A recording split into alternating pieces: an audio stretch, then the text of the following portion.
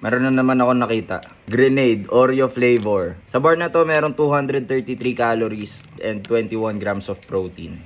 Taste test.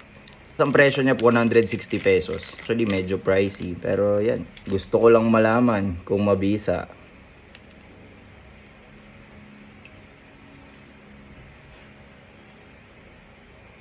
May itsura niya.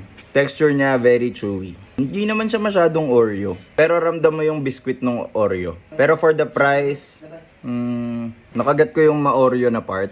Mabisa yun. Okay naman, medyo mahal lang talaga. Kaya ang rating ko sa kanya 9 out of 14. Sandali, sunod-sunod kong nakagat yung itong Oreo na part. Yung flavor nito 9.5 out of 11. Sa mga na-try ko na protein bar, ito yung parang closest sa candy bar o sa chocolate bar talaga yung lasa. Ang pinagkaiba niya lang dun sa mga typical na chocolate bars, mas chewy siya. Pero yung lasa, malapit na siya dun sa mga regular na candy bars. Pero high protein. Mahal nga lang.